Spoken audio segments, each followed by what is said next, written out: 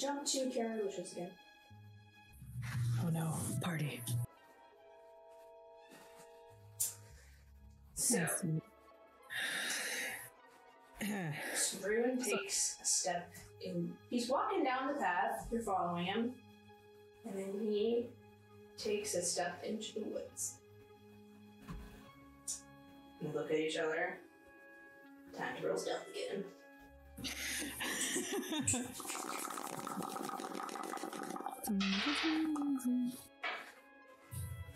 Ooh, that is a 15 plus 2. Okay, so... But this dice is like, I want to hang on to these middle rolls. I'm like, think?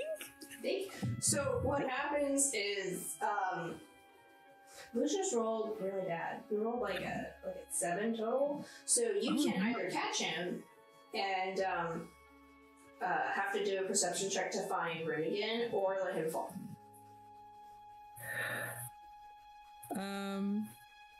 It's an automatic thing. She wants to catch him, so okay. He's just like he didn't.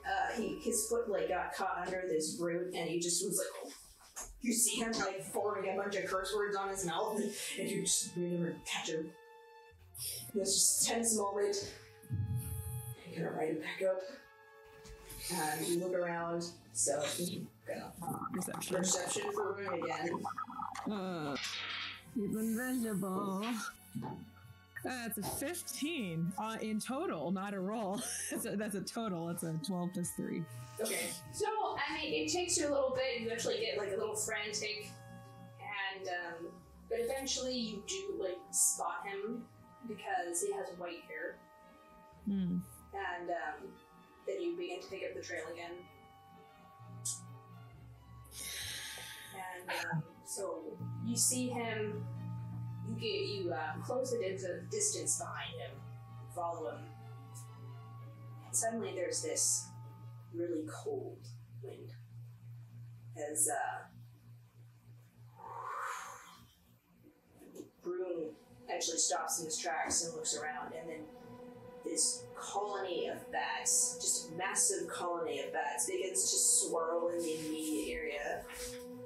And the moonlight is actually nearly blacked out with the sheer number of bats flapping and chirping, and the small creatures making all this noise actually turns into a drone. So make a wisdom save.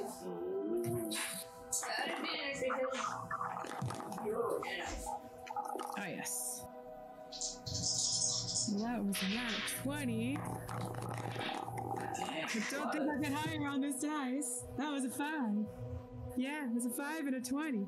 So it's with advantage, right? Yep. So both you and Lucian, like, this is a 20. You're like have your ears kind of like flake out of just it being annoying, but you manage to keep your mind steady. And there's this voice, like silk on skin, as it just washes over you. And it says, "Why are you not hearing me?" And Rune pleads back, "Darken, please." And it's at this point you peer through the foliage, and the bats kind of vanish away. You see Rune kneeling before a tall, slender woman. Her willowy form belies her strength, as cut muscle is visible even at this distance from her exposed arms. Her shivering skin is a pale white, and her hair glistens in this silvery sheen. And her beauty reaches a deep instinct within you. It makes you want to keep drinking at the well of her image and bask in the glorious experience that is her. And at the same time, there's this deep animal instinct that tells you not. Her statuesque form is clad in a fine red silk dress that drapes across her body in basically living heart. Beside, it folds and spills down to the ground in a pool of vivid rose. And she says, "Amarantha." You hardly notice the second woman, Wood Elf, with sandy blonde hair and a wavy cascade of tumbling hair. hair, and her piercing eyes flicker an emerald green that matches her equally deep green dress. She cocks a grin, the blonde, and pulls out basically a scroll from a leather case, and there's just this quality of grace to their movement that is uncanny and mesmerizing. She says, "My lady." She hands it to the woman in crimson. And she says, "Rune, this contract here is a scroll agreement. I'm sorry, you reserve me." She taps the contract. I think I've been really generous with it. And the woman in green stops. Too generous, if you ask me. Oh, no. Rune stands very still as the woman in crimson taps her finger on his nose. Rune here wants to be a good boy, doesn't he? And you see Rune visibly suppress a whimper as he says, "Forgive me, lady, I really like it here." She begins to walk around him like a wild cat stalking its food prey. What is so fascinating that you your poor film I sent him to get to? You know, clear. Oops. She sighs, and then her eyes just flash this deep red. She almost hisses at him. And then Rune's back becomes rigid. See, kind of like a puppet being pulled taut. She says, "His name is Lionel. How do you dock him?"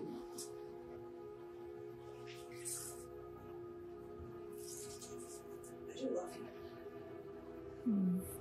And then the elven woman in green just kind of rolls her eyes. She just had to make it more old than you. And the woman in crimson kind of sighs and taps her lips as she paces around the stock-still room. Very tense moments pass by as this glacial. She takes her time. And finally she says, "Fine. Just tired and late already. This place smells like dogs. It's about time you smelled me. It's about time you signed someone anyway." And then Rune's posture relaxes and he drops to his knees and he says, "Very graciously, yeah, I want to break it up. What is And she stops, and then she, while they're talking, Lucious kind of leans over and looks at you and he says, "I think I'm going to watch darkness."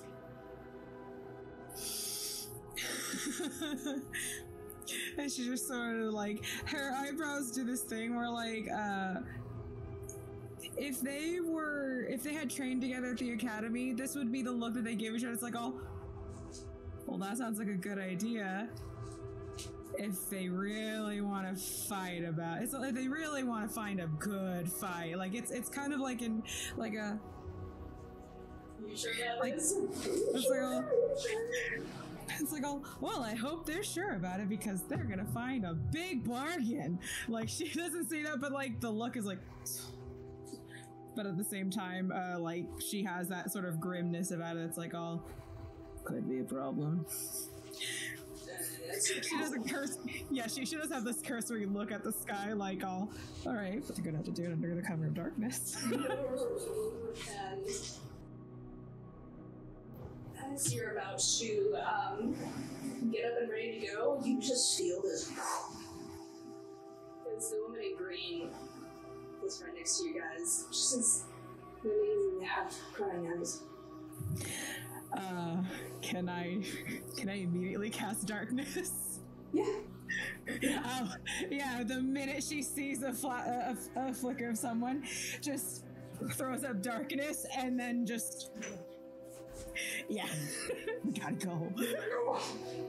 Go. Yeah, so, you cast darkness, and then you feel Lucious stand up next to you. What do you do? Are you gonna book it?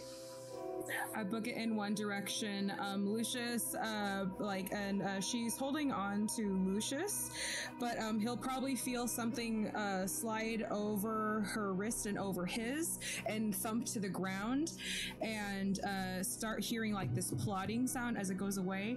Her familiar is now running along in a different direction, and she is on it, she is casting dancing lights so that the minute it does break free of the darkness, suddenly there's just these bright lights that sort of like pop around it, and it's just going in a different direction. She's like, go, and she's going in a different direction.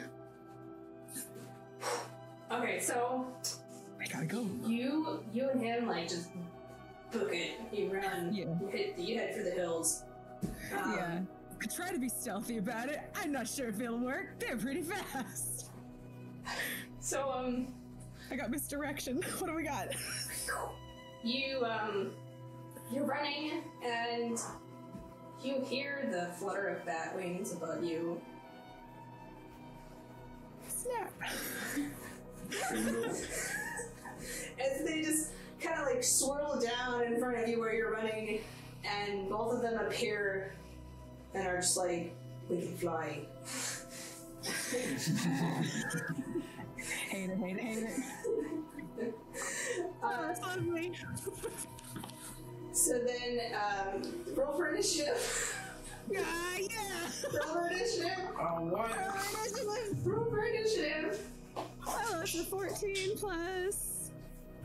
Where'd my initiative go? Oh, that is a 16. Okay. Keeping to a theme here. I don't know how should I roll for Lucius. I think green. Okay, Lucius. He got heckin' startled. Yeah, he's just like, oh gosh, oh why? No. Smash cut to Keyanthi. I feel like at the very least we should get a break to stand up and walk around and stretch our legs. And he goes and leads you down this path. It's an animal trail. It's off the Arnold rounds. Jinx is with you, the cat. She's been with you the whole day. I just forget to mention her. I did like write one line where like she's here or there, but isn't she a black cat? Yeah, she's a black cat. So she's like in the shadows. Yeah, she just kind of like pops up and. Or if like if this was an animated cartoon, Jinx would just be wandering around the scene, interacting cutely and funnily with whatever's happening. Yes. Eravan leads you down pathways into the wilderness on the outskirts of Burgess. Owls blink in the darkness and the scattering of leaves dance on a phantom wind. It's calm, the moons shine brilliantly at a half-state, and lazy, whispering clouds float by in a canvas of stars. Eravan says, it's not far, it's just right over here. And you pass by some farmhouses and see the occasional flickering torchlight of the distant night watch. And Jinx trails behind you closely as her tail twitches and she kind of surveys everything around you. You pass the glade of an open field of tall grass, and the trees part just enough to see through the hills and what lies beyond them. And you glance around, you can see there are these boulders of all sizes, just kind of like thrown haphazardly around. And just make an intelligence check. Oh gosh. Keyanthi, intelligence check? Sorry, I know this is like a mood we got going on here. But do you hate me? What's going on? It's not that important, so don't worry about it. Okay. Alright, okay, well then. Yeah, okay. Yeah, I got a 10, even, that's it. You, intelligence. You're just like, these are rocks. I guess people just moved them here to get them out of the way, type of thing.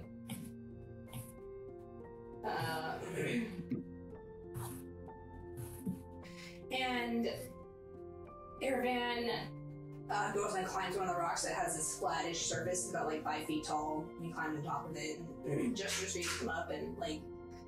I'd like to think that he like offers his hand, but you just like backflip up there or like whatever it is. Like, I do something like do a little bounce before he can give you like reach out to hold my hand. He's like, oh, okay, it's kind of. That's fine. I'm just, making the air with my hands.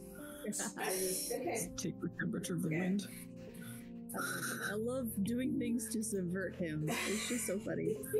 Like, you thought you were smooth? No! Keyanthi is invincible and oblivious.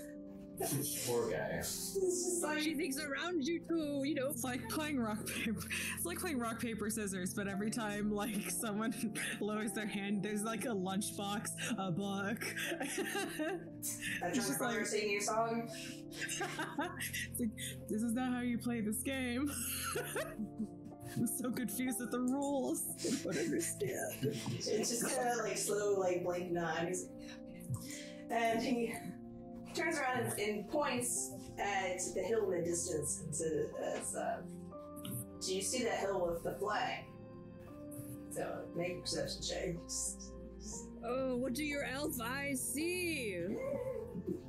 Let's freaking do this! Ow! Okay. That was a nice number. If only this was life or death. Anyway,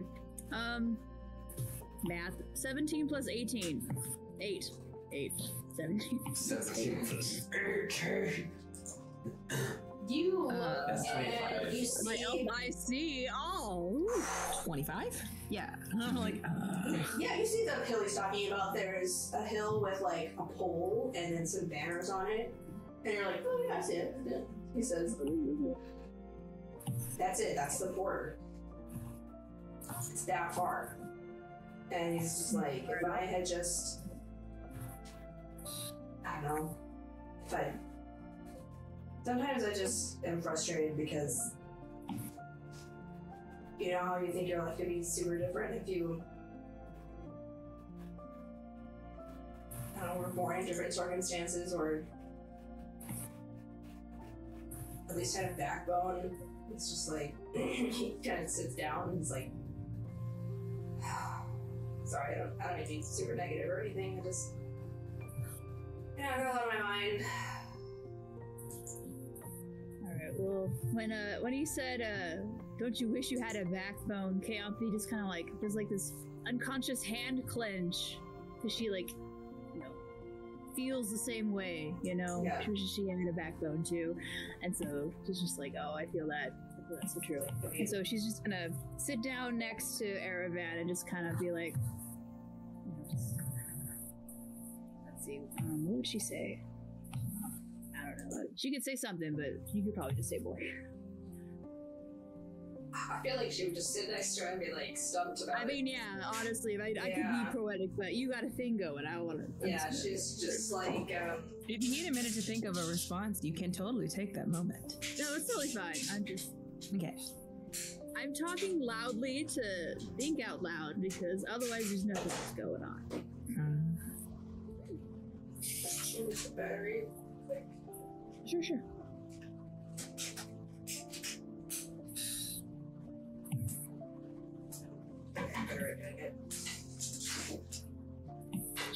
I only say that because I remember there was a point where you wanted to like weave. You wanted to like weave a response like that was like really eloquent, and like you're like, can we cut away for a second? And I'm like, oh, that's still in your power. If you ever need it and want it. Yeah. Of course, yeah, for sure. But sometimes I don't want to say anything. Just I feel like I should, but I don't need to, so I won't. Yeah. So Keyanthi just sits and is like, She just sits there and lets the space live. yeah. It's like, I mean, if I had, at least if I had a backbone, I would have, done something. Would have left. Would have gotten Trina out of there. Would have gotten my family out of there. Yeah, he just kind of does a little sigh and says, well, what if that didn't even do anything? It's so depressing. I love it. Yeah, Anyway. it's just like, yeah. We should write poetry together. Whatever you try, All things considered, I might just be talking for myself, but even if I knew what was going to come, I don't know if I could have stopped it. So maybe things are inevitable, but I'm sorry. I want to help you feel better about this. I don't know what else I can say to uplift you. And he just sits there and says, I don't need you to fix my problems, Keyanthi. And he goes for the hand touch. Ooh. Touches your hand and he says, I just want you to be with me. Out of character. Oh, okay. Oh, wow! Yeah. Oh, he's putting the moves on. I'm going Okay. nuts over here eating popcorn. That's why Ellie immediately was like, oh, babysitting duty. Also prank duty. I mean, just wait till you cut I back have to. two motives. Just here we wait go. till you cut back to Ellie. All right, describe how he's holding my hand. I want to feel the hand. So you're sitting on the rocks.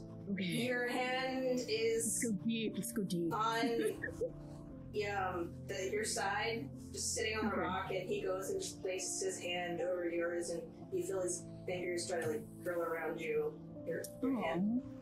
Aw. Okay, thank you. That was good. Okay, all right. So this is happening. Keyanthi is a wise lady, but not very smart. So it's just a lot of this happening really fast in her brain right now. She's like, "Oh, this is an event. He's planning this. Oh dear!" And the hand, the moon, the stars, and the dog, and she's like, "Oh no! Oh, this is an event." Yeah, the wheels are turning. She's like, The oh. wheels are turning oh, this is what they call a move. Oh dear. And she's just by instinct, she's gonna pull her hand away. She's like, oh, just kind of pull it away, just kind of hold on to it and be really shy about it. And she's like, I will be with you for as long as you need. And she's kind of just holding her hand, being kind of shocked, what do I do now? Is that okay? Did I kill him? What did I do? Did I kill him? Yeah, I mean, the look I'm on an his face assassin. is just anguish. I'm not a lover. I'm an assassin. Agony! You'll refer to me as a threat. Agony. And he just pulls his hand away and kind of crosses. He kind of just folds his hands together. And just, Sad baby. yeah, Yeah. holding this together. Yeah. And then Keyanti's not gonna say anything, but she's going to remember about Tarina becoming a banshee and flying just apparently 20 feet that way. But considering the whole situation, she's probably not gonna bring it up yet. Again. And then what happens is Jinx stands up and goes. You see her hackles raise. She goes and hisses at something in the forest in front of you, and then she just zooms off into the forest. Just. Oh gosh. And Okay. then Eravan just looks and says, "We should get her." And he's like, We should. so he goes and There's a lot of runs. dogs here. There's a lot of dogs here. He runs after her, and you see him just shift. He's like, "I can't see the dark, so I'm gonna be a cat." Okay, yeah, I'm gonna do that. And so he shifts also into a cat. He's this white cat, and you see him go into the forest to help you look for Jinx. All right, and then Dark Vision McGee, Miss Keyanthi, and Enmire is be like, "I see you," and just gonna follow along. Yeah. So make a perception check. Oh, we perceive it every day in our lives. All right, that was a number. That's a good number, actually. 19. Yes. So you see Eravan, and he goes and sprints off, and you then see Jinx off in the distance that way, so you go and run after her. She's super fast. She runs with this uncanny speed, and then but you're a monk. You got this, you know. I got this. Yeah, you jump over the bushes. You dive through those trees, and you come to a small clearing in the forest, and you just kind of make an acrobatics check. Oh yeah, I love those. Yeah. Rolling dice. Yeah. I got a 19 without any checks. I think I'm okay. Oh yeah, so you see all these tumbled logs in front of you. You put one foot on one, and then just kind of side hop, front flip through them, and then go and just run forward and do a baseball slide and scoop the cat, and you're back on your feet, and you're like, yeah, gotcha. And you're holding Jinx. You're looking at her, and you're like, what is happening? then you look around and you don't see her again. And what's worse is Jinx actually just vanishes from your arms. Oh, gosh. And you hear a voice say, there you are. The voice is familiar and it reaches back into your memories before Lindario, before Orator, was Thranien, the eldest. A constant reminder of the order and discipline of your early life.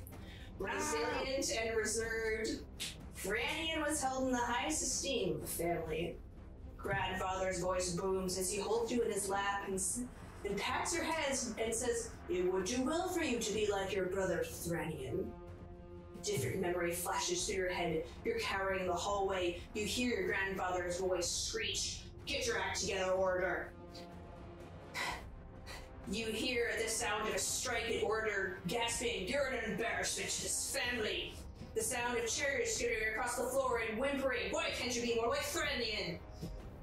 Your mother behind you in the hallway gasps, and she picks you up and says, "Forget what you thought, little one."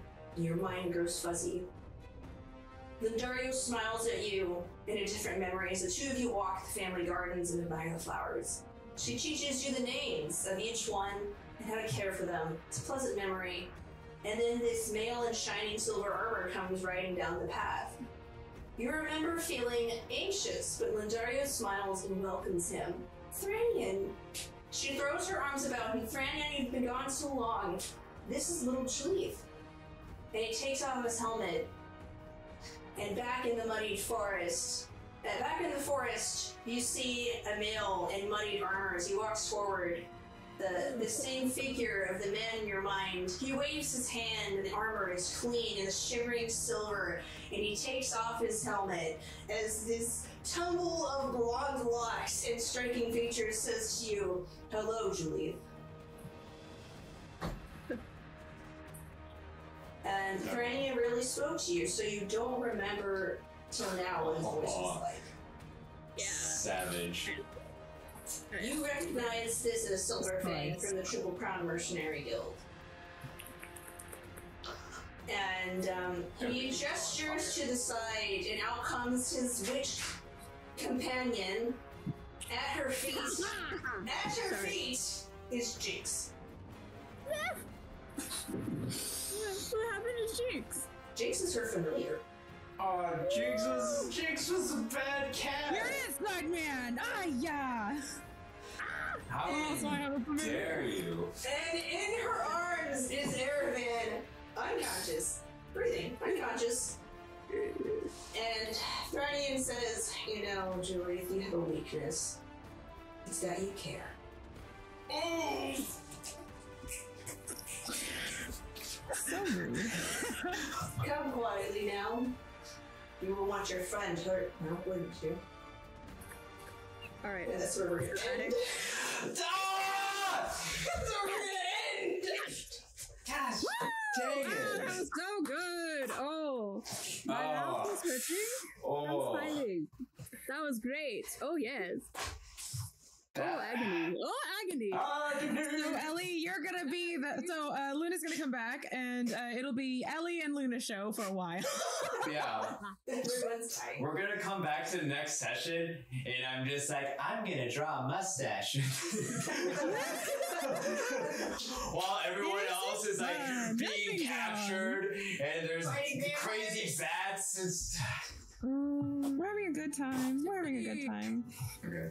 Love it. Was Silver Fang always my brother, or did you? Yeah, no, it was always him. I knew it was him as soon as I saw him. Like, that's probably my brother. So I ran up to him, like, do a big defense thing. So I was like, I hope this is a thing. Oh my gosh, really? Yeah, it was him. It was always him. Yes, I knew it. I got instincts. Oh. Anyway, thank you, Tiffany. That was lovely. And oh my gosh. Yeah. Tiffany, how dare you prey on our weakness for cats? I love that you did that. I love it too. I mean, Brandon's a smart guy. You have like a druid. You have two and a half druids in your party. You're gonna like enemies. I know, right? I mean, I gotta say, I gotta applaud that line. It was so savage. Just like, you know, your weaknesses, you care too much. And I was like, oh, there! How dare you?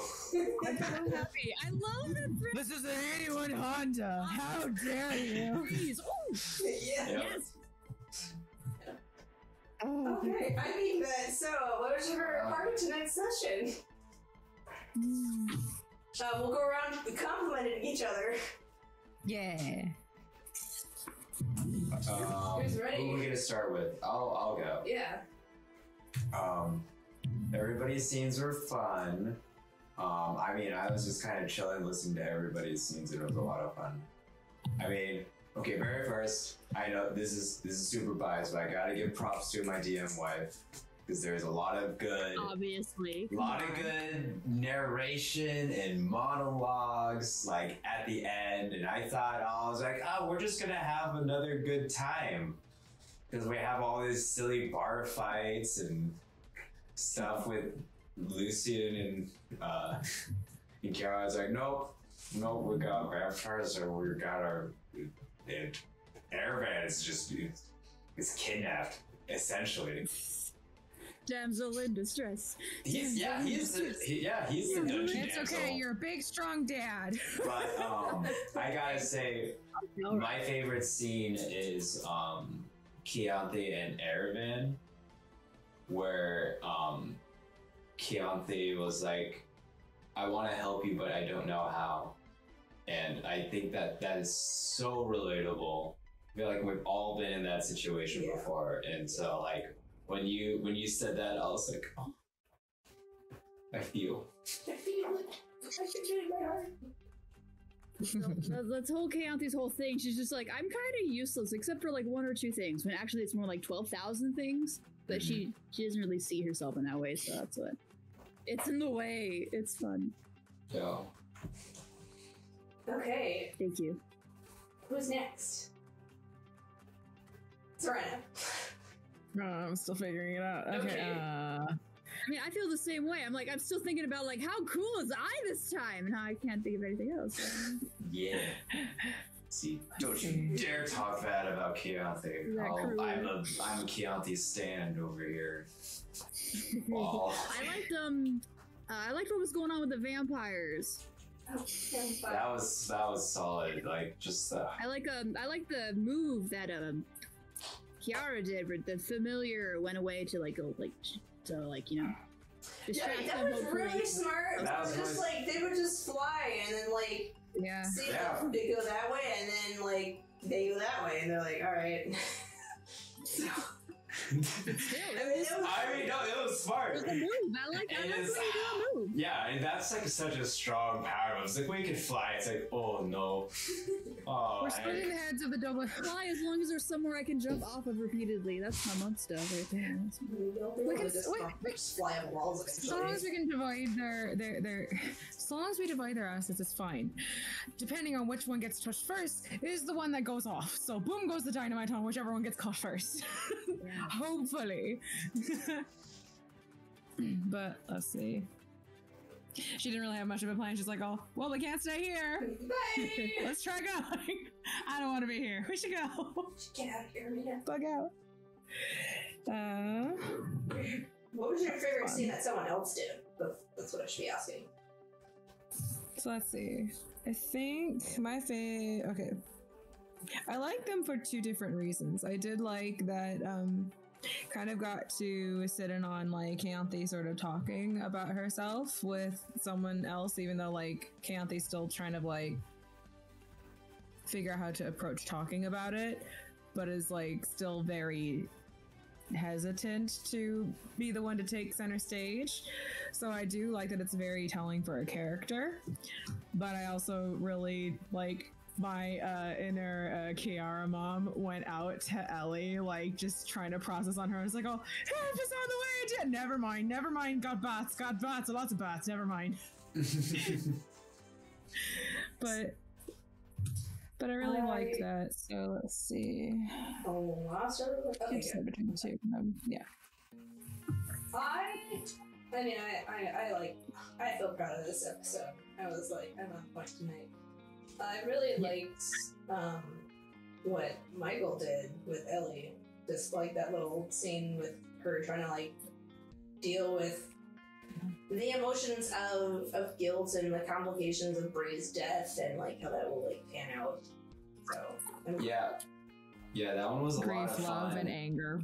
And I liked Jada. It's just Jade. Jade, sorry. Yeah, Jade. Tying it all to basically nature and like druid stuff, and I was like, yes, this is super, so good. Alright. Just comes like, Who's getting the feet dyed? I would also state for the record that I really did love that there was a that there was a barroom brawl. I might not have been able to participate in it, but I still love it happening anywhere at all times. Anytime. I mean, not gonna lie, I was trying to get into that brawl, but like I felt like after the brawl already broke out, I was like, it's not appropriate for Elliot to just kind of jump in and do shenanigans. Shenanigans, I think they're. Yeah, exactly. I'll tell you what, lass, we'll start a fight at the next bar. I think the inspiration dice should go to Brienne because, you know, she just steals. At least in my heart, she steals the show every time, but you know. We don't know who to give the dice to. Everyone loves each other. We love it. Well, okay, well, my vote goes to, gosh, I mean, it goes to Keyanthi. I hate that I'm doing it 2 weeks in a row, but like, I just really like that Not like scene I ever use it, it's fine. Stop and go on. Oh, we're gonna start fighting next time. We can use it then. I need to mark it, man, if I do get it again. Yeah, there's a right now. Do it right now. Okay, Kristen, who are you voting for? Kristen, okay, let's see here.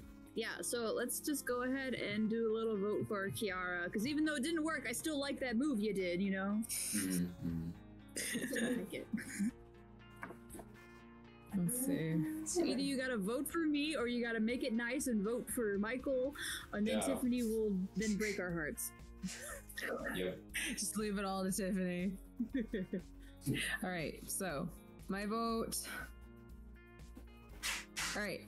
My vote goes to Keyanthi, but specifically because of the big sister barroom brawl type deal. Yes. So, covering the base of my love of barroom brawls and how Keyanthi handled being thrown into one. You didn't participate. You were just volunteered. You were volunteered. Yeah, oh gosh. I did not volunteer. I was volunteered. That's so funny. Right. My vote will also go to Keyanthi. And that's because I'm seeing her character evolve. More Yes. so than Working so hard on that. So, I'm proud of you. Oh, thanks! Yeah, I got thinking too much, that's all. I appreciate it, though. Thanks, guys. I'm gonna actually write this down so I remember to do something about it. Yeah, write it down there, write down your notes.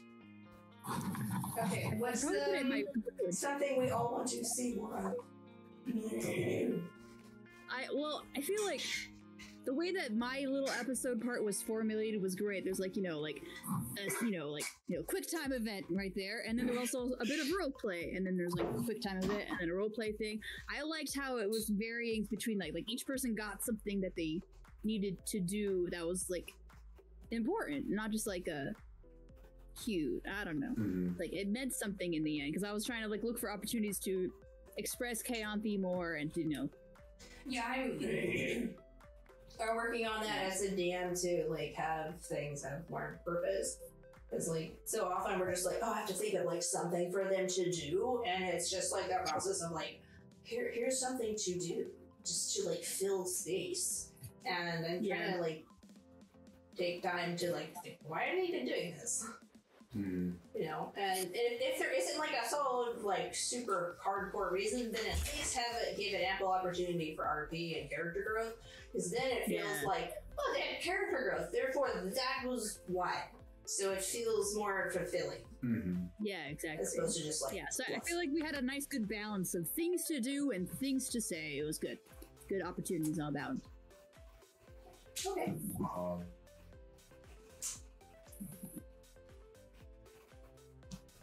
I guess one thing I want to see is just like more opportunities to roleplay with each other. I think that might be like a little bit on like.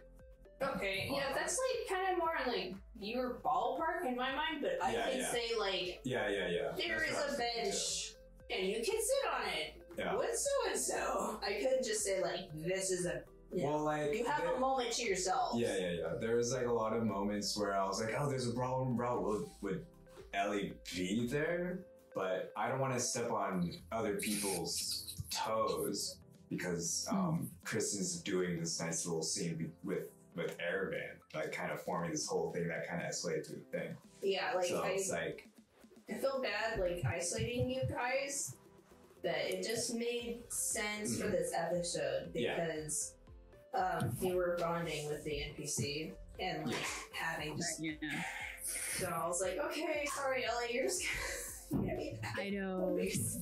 But I mean, if I could speak how I felt, I like having attention, so it made me feel good. I mean, I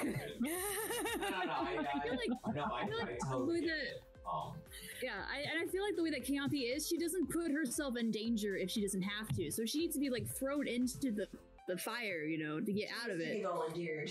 And I feel like, especially for Ciara, and Ellie, you guys thrive off the chaos, so you just like go to it and it happens, and I'm just kind of on the sidelines a lot because of how Keyanthi is. So I'm happy to just kind of get tossed into some muck for fun, Yeah, I do. Don't like getting dirty, do ya? Oh, here's some mud. I knew it was going to be a Keyanthi episode, so I was like, I'm just gonna sit back. Okay. Oh dear. That wraps it up. Yeah. Ooh, thanks for watching, guys. Thanks for hanging with us. Yeah. Talk about us with your friends. I don't know. We have like 20 fans who are consistent-ish. We love you. Yeah. We love you. We would also love more people of in you. India and Canada and France. Thank and you. Australia and of course the US and the UK. Those are like our top countries. Yay. Great, thank you. Hello, this is Tiffany, your GM for Dungeon Damsels. We update on Wednesdays and Saturdays now at 5 p.m. Pacific Standard Time.